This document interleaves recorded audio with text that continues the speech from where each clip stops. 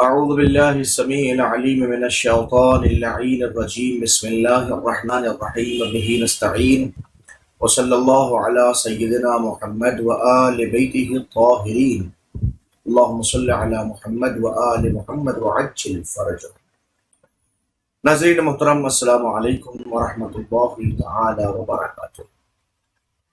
آئیے قرآن سمجھے کے عنوان سے مسلسل آپ حضرات کی خدمت اقدس میں ان آیتوں سے متعلق گفتگو جاری ہے کہ جن آیتوں کے اوپر کچھ افراد نے اعتراض کیا، یہ کہتے ہوئے کہ ان آیتوں کی بنیاد پر دہشت گردی کی تعلیم دی جا سکتی ہے اور جتنے بھی دہشت گرد پیدا ہوتے ہیں ان تمام لوگوں کو انہی آیتوں کے ذریعے سے برگلایا جاتا ہے، لہٰذا ان آیتوں کو قرآن مجید سے ریموو کر دینا چاہیے. اور بات صرف اعتراض ہی کی نہیں ہوئی، جسارت یہاں تک بڑھی کہ سپریم کورٹ آف انڈیا کے اندر ایک اپیل بھی دائر کی گئی، جس کو الحمدللہ سپریم کورٹ آف انڈیا نے سماعت کے قابل ہی نہیں سمجھا اور اس کو خارج کیا، اور ساتھ میں اس جسارت کے اوپر، اس اپیل کنندہ کے اوپر 50,000 روپے انڈین کا جرمانہ بھی لگایا.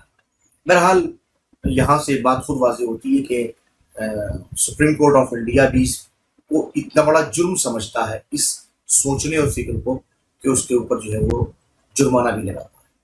بہرحال وہ اپنی جگہ کے اوپر، لیکن ہم نے چاہا کہ ماہ مبارک رمضان کی اس اہم ترین ساعتوں سے بہراور ہوتے ہوئے یہ کام کریں کہ آپ کی خدمت دس میں ان 26 آیتوں کو پیش کریں. اس لیے ممکن ہے کہ آج نہیں تو کل نہیں تو پرسوں ممکن ہے کوئی فرد پھر فائدہ اٹھانے کی کوشش کرے اور ہمارے نوجوان نسلوں کو ورگلانے کی کوشش کرے. اس لیے ان تمام نوجوان نسلوں کے پاس میں ان آیتوں کو تمام جواب بھی ہونا چاہیے، تاکہ اگر یہ آیتوں میں سے کوئی ایک آیت ان کے سامنے پڑھی جائے تو وہ اس آیت کو اچھی طرح سمجھ کے اس کا صحیح طور پہ جواب دے سکیں.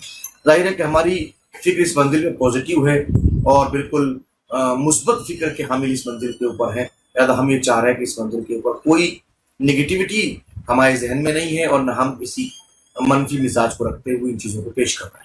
ہمارا مقصد یہ ہے کہ تاکہ صحیح چیزیں سامنے آ سکیں اور تمام لوگ ان باتوں کو اچھی طریقے سے درک کر سکیں، سمجھ سکیں.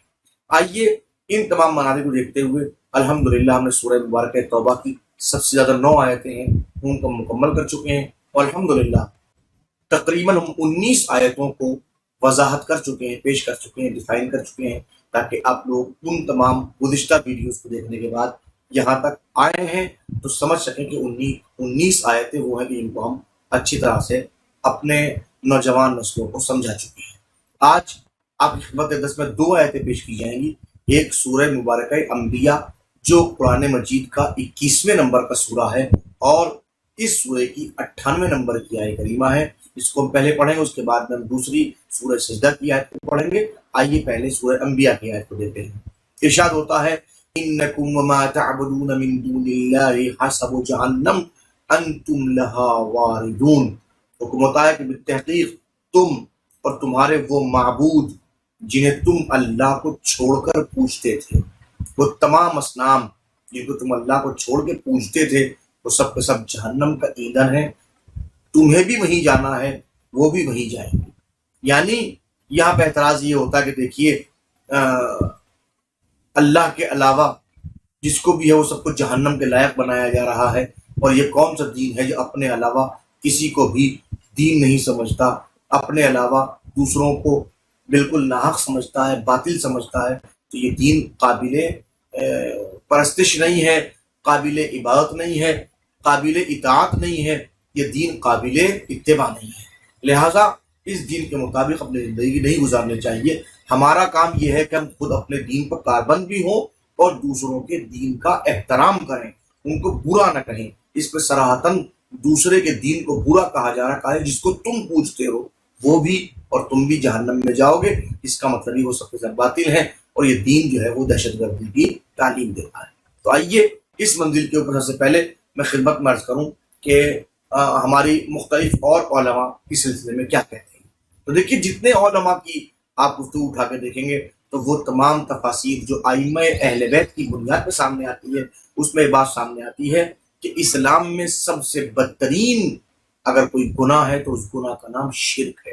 یعنی کہ اسلام اپنے چاہنے والوں کو اور اسلام پوری کائنات کو سب سے پہلے جو درس دیتا ہے اس درس کا نام ہے توحید پروردگار، یعنی اللہ کو ایک ماننا، اللہ کو ایک سمجھنا، لا الہ الا اللہ، نہیں ہے کوئی اللہ سوائے اللہ کے، یعنی کوئی معبود ہے ہی نہیں، کوئی پالن ہار ہے ہی نہیں، کوئی کھیون ہار ہے ہی نہیں، کوئی تربیت کرنے والا ہے ہی نہیں، کوئی رازق و رزاق ہے ہی نہیں، کوئی خالق و خلاق ہے ہی نہیں، سوائے ایک ذات واجب کے، جس کو اللہ جل جلالہ کہا جاتا ہے۔ پورے قرآن کو اٹھا کے دیکھیں، شرک کی مدد، ان الشرک لظلم عظیم، شرک ظلم عظیم ہے، صراحتاً مختلف آیتوں میں کہا گیا ہے۔ لہذا یہاں پر صاف صاف کہا جو اللہ کے علاوہ کوئی کسی کو اگر کوئی پوج رہا ہے تو اس کو ہم ایکسیپٹ نہیں کرتے، اور ہم اس کو کہیں گے وہ جہنم میں جائے گا، چونکہ وہ باطل ہے اور باطل کا ٹھکانہ جہنم ہے۔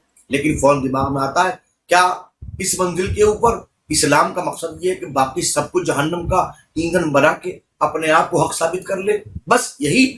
کہ اس کے اوپر کوئی دلیل بھی ہے کہ نہیں ہے؟ تو ایک دو نہیں، ہزارہ دلیلیں توحید کے اوپر اسلام نے پیش کی ہیں۔ آپ کی اپنی فطرت، آپ کا اپنا مزاج، اسلام نے اس فطرت کو بھی دلیل بنایا ہے توحید کے لیے۔ لہذا اگر کوئی سوچنا چاہے تو سمجھنا چاہے سمجھ سکتا ہے، اس منزل پہ آنا چاہے تو آ سکتا ہے۔ یہی وجہ ہے کہ مختلف لوگوں نے مختلف اعتراضات بھی کیے۔ اب اعتراضات سنیے۔ ایک شخص نے آیا، مکے کی مشرکین میں سے تھا، اور آگے کہتا ہے کہ پھر تو مختلف انبیاء کو بھی پوجا گیا ہے، مسیح کو پوجا گیا، عیسیٰ کو، حضرت عیسیٰ علیہ نبینا علیہ حضرت عزیر کو پوجا گیا، بہت سے ملائکہ کو پوجا گیا۔ کچھ لوگوں نے پوچھا تو اب یہ تو آیت کہہ رہی کہ جو پوجنے والے وہ بھی جہنم میں جائیں گے، جنہیں پوجا جا رہا وہ بھی۔ تو کیا قرآن کہہ رہا ہے کہ عیسائی جن کو پوجتے ہیں، مسیح ابن اللہ جن کو کہتے ہیں، کیا وہ بھی جائیں گے؟ عزیر کو یہودی کہتے ہیں، کیا عزیر نبی اللہ بھی جہنم میں جائیں گے؟ کیا ملائکہ بھی جہنم میں جائیں گے؟ دیکھیں مختلف علماء نے جواب دیا۔ پہلا جواب یہی ہے کہ جہنم میں وہ شخص جائے گا اس نے پسند کیا ہو کہ اللہ کو چھوڑ کے اس کی بندگی کی جائے، اللہ کو چھوڑ کے اس کی بندگی وہ پسند کر رہا، وہ چاہ رہا ہو۔ تو ظاہر ہے کہ نہ اس جگہ پہ عزیر نے پسند کیا، نہ اس جگہ پہ مسیح نے پسند کیا، نہ اس جگہ ملائکہ نے پسند کیا۔ دوسری اہم بات یہ بھی ہے کہ یہاں خطاب خاص طور پر انکم کے ساتھ میں، بے شک تم لوگ، تو جو مخاطبین ہیں وہ ہے مشرکین مکہ۔ اس کا مطلب مشرکین مکہ کے علاوہ کوئی اور اس منزل پہ نہیں آ سکتا۔ صاف ہے، کیوں؟ جو وہ شیاطین کی بندگی کرتے ہیں، اصنام کی بندگی کرتے ہیں۔ یہ بات تیسری اہم بات، ما تعبدون، ماں کا تعلق عربی زبان میں غیر عاقل کے لیے آتا ہے، یعنی کہ جتنے بت ہیں اب وہ بھی جائیں گے۔ آپ اگر بت جہنم میں جائیں گے تو اس کا مطلب پتھر جہنم میں، پتھر کو جہنم میں بھیجنے کا کیا مطلب؟ تو یاد رکھیں قرآن مجید نے صراحتاً کہا ہے کہ جہنم کی ایک صفت یہ ہے کہ اس کا ایندھن کون کون ہے؟ قرآن کا وقودها الناس والحجارہ، سورہ بقرہ کی آیت نمبر 24 کے اندر یہ موجود ہے کہ جہنم کی سختی کا عالم یہ ہوگا کہ وہاں جو اس کا ایندھن ہوں گے وہ ایندھن آدمی بھی ہوں گے، پتھر بھی۔ تو ظاہر ان کو کیوں بھیجا جا رہا؟ اس لیے بھیجا جا رہا ہے کہ تاکہ ان کو محسوس ہو سکے کہ جن چیزوں کو انہوں نے اپنا پروردگار بنایا تھا، پوجنے کے لائق بنایا تھا، جب وہ اپنے آپ کو جہنم سے نہیں بچا پا رہے ہیں تو تمہیں کہاں جہنم سے بچائیں؟ لہٰذا اس منزل کے اوپر متوجہ کیا گیا کہ تمہاری حیثیت کیا۔ آئیے اس کے بعد سورہ مبارکہ سجدہ، جو قرآن مجید کا 32 نمبر کا سورہ ہے، اور اس کی 22 نمبر کی آیت کریمہ کو پھر پیش کیا جاتا ہے۔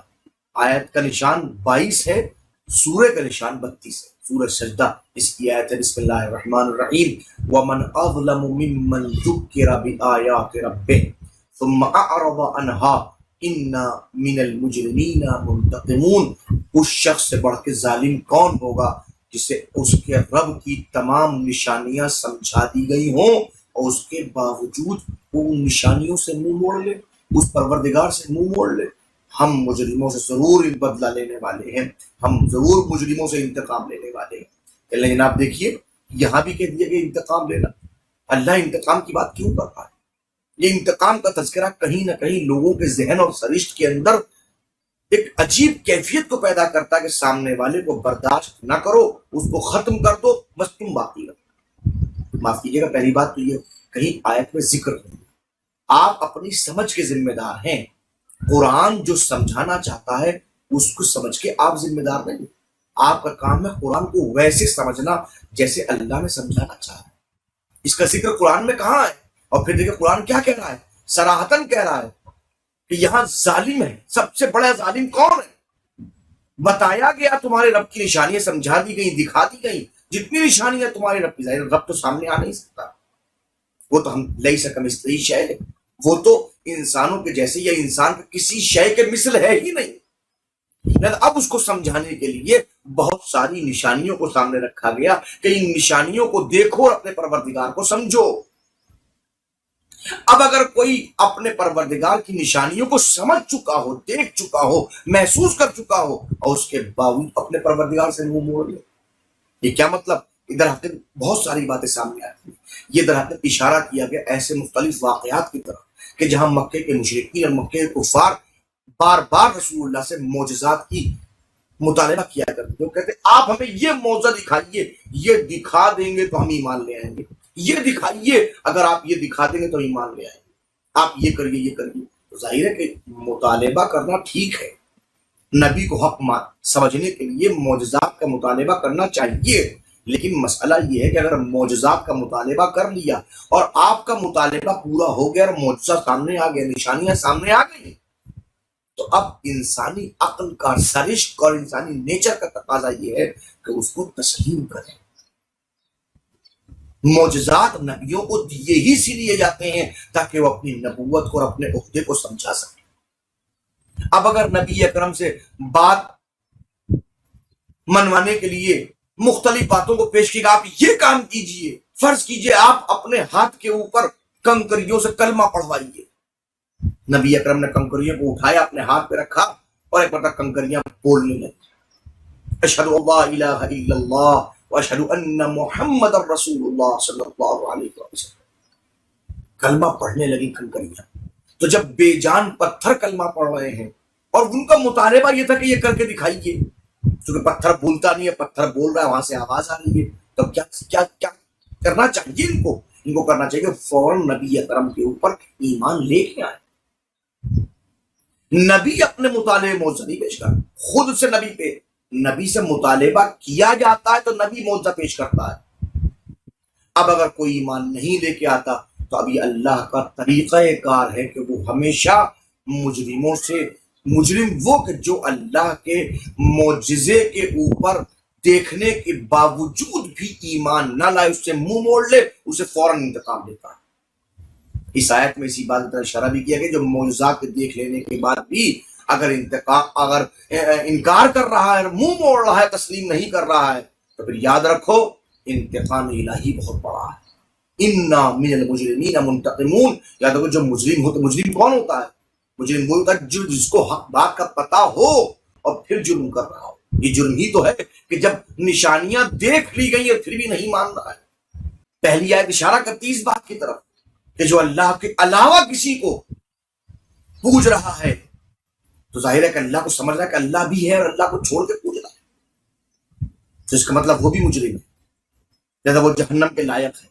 اور یہ کیفیت صرف اور صرف اسلام ہی میں نہیں، ہر مذہب میں ہے، ہندو مذہب کے اندر بھی موجود ہے، عیسائیوں میں ہے، یہودیوں میں، کس میں نہیں ہے۔ لفظوں کی تبدیلی حقیقت کو نہیں بدلا کرتی، میں جنت کہوں یا سورگ کہوں، میں جہنم کہوں یا نرک کہوں، لفظوں کی تبدیلی اس بات کی علامت نہیں ہے کہ حقیقت تبدیل ہو رہی ہے۔ ملاحظہ فرما رہے ہیں آپ، اسلام دین حق ہے اور متوجہ کر رہا ہے۔ یہی وجہ کہ اسلام کی ان تمام گفتگو کو اور قرآن مجید کی ان آیات کو دیکھنے کے بعد خبردار کوئی انسان اس منزل پر یہ نہ سمجھے کہ ان آیتوں کی بنیاد پہ نفرتیں پیدا ہوتی ہیں، بغض و عناد پیدا ہوتا ہے، کینہ پیدا ہوتا ہے، دوسروں سے نفرت پیدا ہوتی ہے۔ نہیں، قرآن جہاں اپنا اسلوب بتاتا ہے وہاں دوسروں کو یہ بھی بتاتا ہے کہ تمہارے ساتھ میں اگر تم گفتگو کو تسلیم کرو گے تو تمہارے ساتھ میں کیا انعام کا برتاؤ کیا جائے گا، اور اگر تم اس کی آیات کا انکار کرو گے اور سمجھنے کے باوجود اس کو نہیں مانو گے تو تمہارے ساتھ میں کیسی سزا کا برتاؤ کیا جائے گا۔ میں سمجھتا ہوں آج کی تک اتنا ہی، انشاءاللہ العزیز مزید گفتگو کے لیے ہمارے ویڈیوز کو دیکھتے رہیے، اور میں آخر میں التماس کروں ہمارے یوٹیوب چینل کو سبسکرائب کیجیے اور ہمارے فیس بک آفیشیل پیج کو لائک کیجیے اور ہمارے ویڈیوز کو مختلف دوستوں تک اور احباب تک پہنچائیے۔ انشاءاللہ العزیز جس طریقے سے آپ مفاہیم قرآن کو سمجھ رہے ہیں اور درک کر رہے ہیں مفاہیم قرآن کو، انشاءاللہ ایسے مختلف اور بھی دوست اور احباب انشاءاللہ ان کو سمجھیں گے تو یقیناً محسوس کریں گے اور مفاہیم قرآن سے آشنا ہوں گے۔ والسلام علیکم ورحمۃ اللہ وبرکاتہ۔